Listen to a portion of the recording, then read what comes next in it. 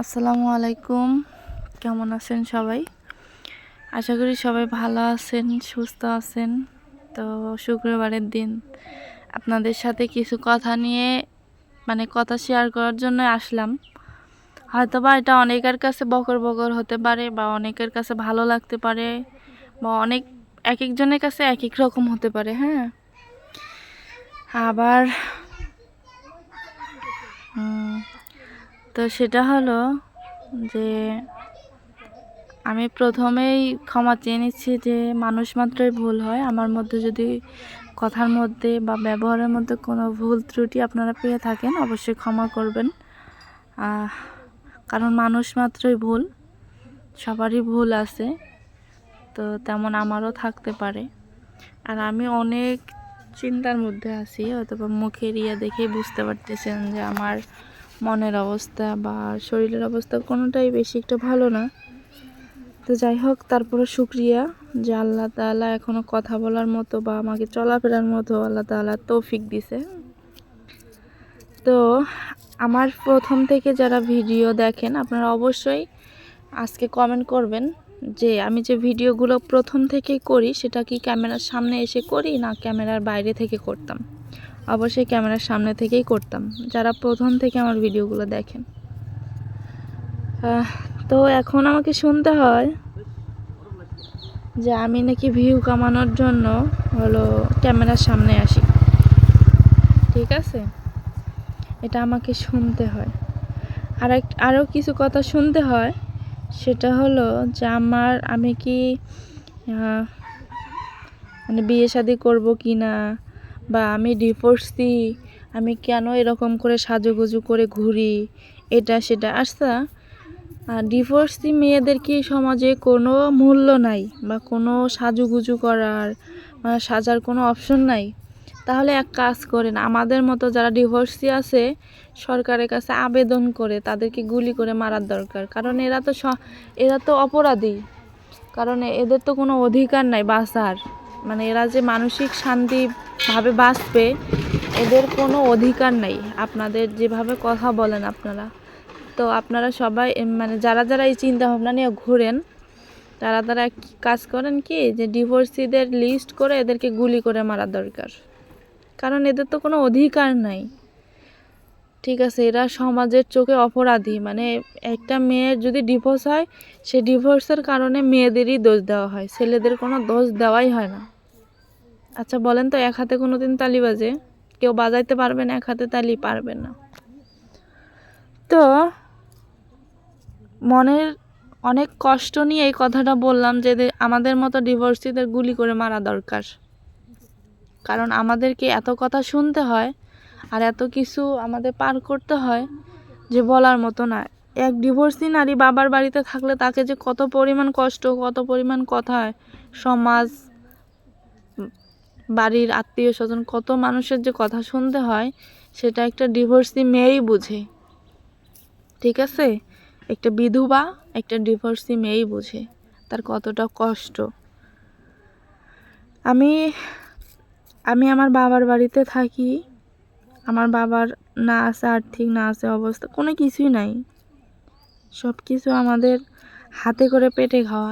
2 দিন বসে থাকলে আমাদের 3 দিনের দিন না খেয়ে থাকতে হয় বা একবেলা খাইতে হয়।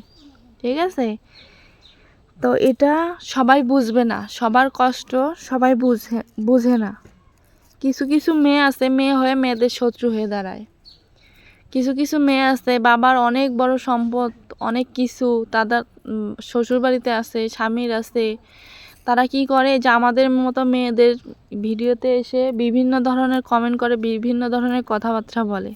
ঠিক আছে, আমাদের মতো মেয়েদের আমি আমার ভিডিওর কথা বলতেছি না, আমি অনেক ভিডিও করি বা আমাকে অনেক বোনরা বলে যে আপু আমাদেরকে এইভাবে বলা হয় বা এরকম করে। আমি কিন্তু ফেসবুকে ভিডিও ছাড়ি, সেটা হলো আমার একটা প্রোফাইল এবং পেজ।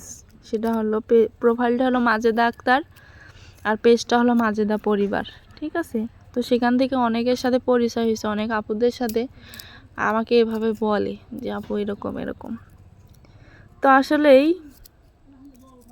এই যে এক কথায় বললাম না যে আমাদের অপরাধী প্রমাণ করে যে এরা ডিভোর্সি, এদের সমাজে কোনো বাঁচার বা দেশে কোনো বাঁচার কোনো অধিকার নেই, এদেরকে মেরে ফেলা হোক। ছেলেদেরকে মানে বাইচা রাখা হোক, মেয়েদেরকে মারা হোক, কারণ দোষটা তো আমাদেরই, আমরাই অপরাধী। তো সেটা যাক। দ্বিতীয় কথা হলো যে আমি কত কষ্ট করতেছি সেটা একমাত্র আমার আল্লাহ এবং আমি জানতেছি। এটা কেউ বুঝবে না, আমার বাবা মাও বুঝবে না, কেমন তেমন বুঝবে না। কারণ আমার হাসির পিছনে যে কষ্টটা বা কান্নাটা সেটা হয়তো বা ওরা দেখে না, কারণ আমার আল্লাহ দেখে। আমি যে রাত্রে শুয়ে শুয়ে কান্না করি সেটা আমার আল্লাহ ছাড়া আমাকে আর কেউ দেখার মতো কেউ নেই। আর আমার ওই যে আমার মাথার নিচে যে বালিশটা থাকে সেই বুঝবে যে আসলে তার কষ্টটা এবং সে কি বলতেছে, ঠিক আছে? তো আপনারা শুধু ওই যে সাজুগুজু উপরেরটা দেখে আপনারা বলে ফেলেন যে এরকম, এর টাকা পয়সা আছে, ও এরকম। মানুষের পরিবেশটা হলো মানে পরিবেশটা হলো দরকার। বাইরে কোথাও গেলে একটু পরিবেশ করে যাইতে হয়, এটা স্বাভাবিক। কিন্তু এটা নিয়েও যে টোলের মুখে মানে বিভিন্ন কথার মুখে পড়তে হবে, এটা আমি জানতাম না। এই যে ভ্রু প্লাগ করা নিয়ে অনেকের অনেক কথা বলে, ঠিক আছে? আমি কেন করি, আমি এটা করি, আমি কেন চুল কাটি, আমি কেন ভ্রু প্লাগ করি, আমি কেন এভাবে ঘুরি, আমি তো ডিভোর্সি, আমাকে বোঝা যায় না যে আমি ডিভোর্সি, ঠিক আছে? আচ্ছা, সাজুগুজু করার কি কোনো অধিকার নাই? বলেন তো, যে সাজুগুজু করার কোনো অধিকার নাই। ওই যে এক কথায় বললাম যে ডিভোর্সিদের মানে পায়ে পায়ে দোষ, বাংলা ভাষা যেটা, পায়ে পায়ে দোষ, ঠিক আছে? আরেকটা কথা বলি যে মানে কি বলবো, বলার মতো কষ্ট হয়। আপনাদের মানুষ হয়ে মানুষকে এত কষ্ট দেয় আর মানুষ হয়ে মানুষকে এত কথা বলে যে কষ্ট হয়, ঠিক আছে? আমি যে একটা বাচ্চা নিছি, আমি কি সংসারটা না ভাঙার জন্য বাচ্চাটা নিছি? যে আমি আর এক জায়গায় বিয়ে বসার জন্য কি আমি বাচ্চাটা নিছি? নেই তো। আমি তো সেখানেই টিকে থাকার জন্যই বাচ্চাটা নিছি।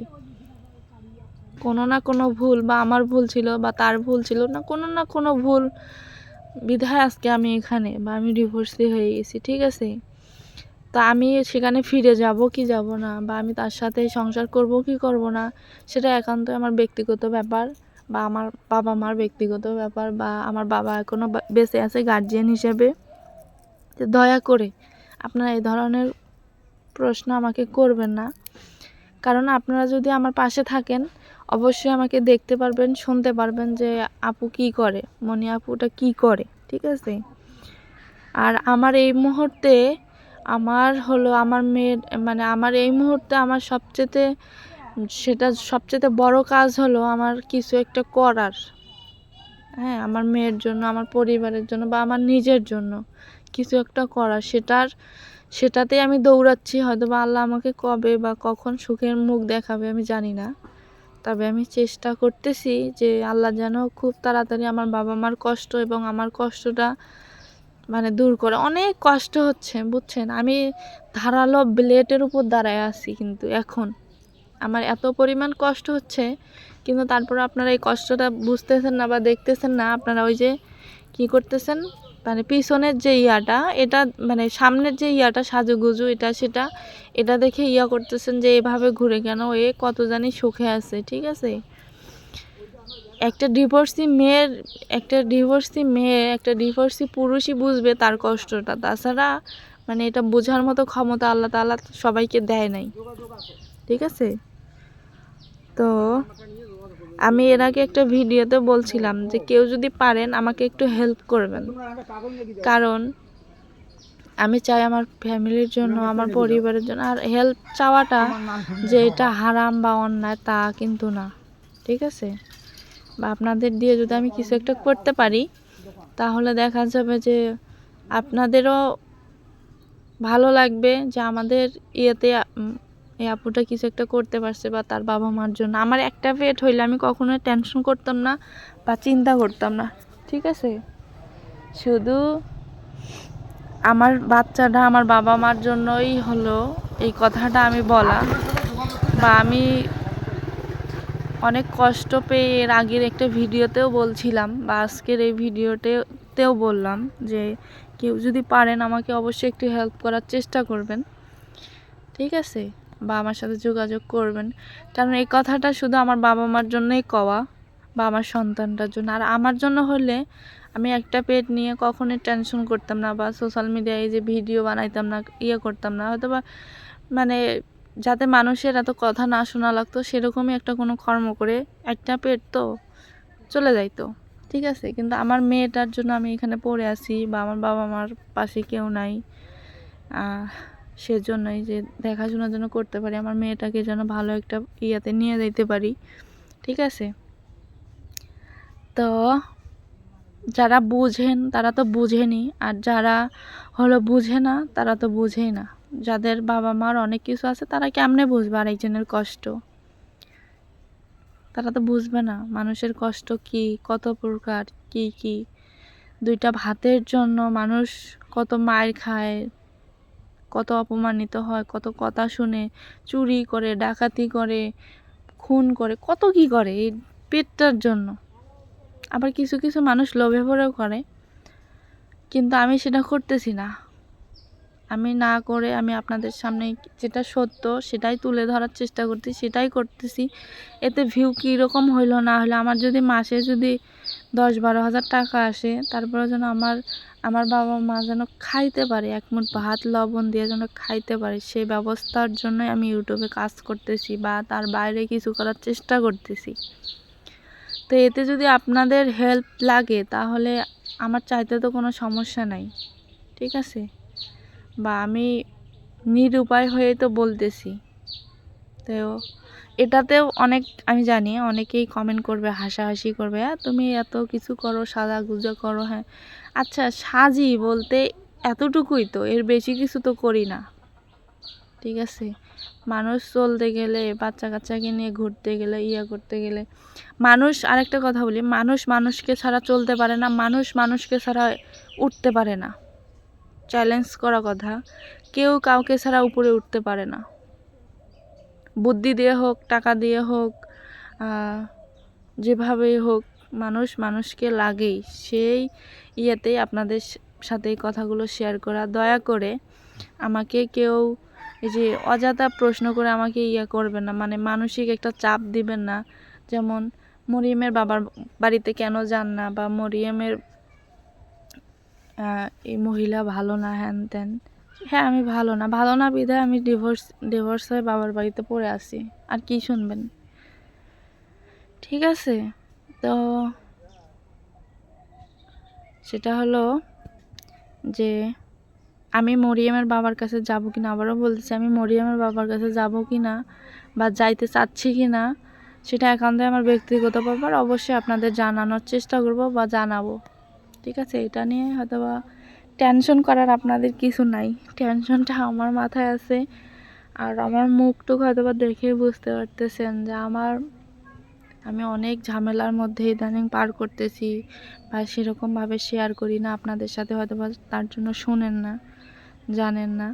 তবে শেষ মুহূর্তে আপনাদের কাছে আমি এতটুকুই চাই যে যদি কেউ পারেন আমার মানে আমার জন্য না, আমার বাবা মার জন্য, আমার সন্তানটার জন্য একটু করেন। আমি একটা কিছু করতে চাই, হ্যাঁ, বা আমি কিছু একটা করে ব্যবসা বাণিজ্য করে আমি তাদেরকে চালাইতে চাই। দয়া করে একটু ভেবে দেখবেন যে এটা কোনো অন্যায় না, মানুষের কাছে হেল্প চাওয়া মানে কোনো অন্যায় না বা কোনো পাপ না, বা এটা কোনো অপরাধ না।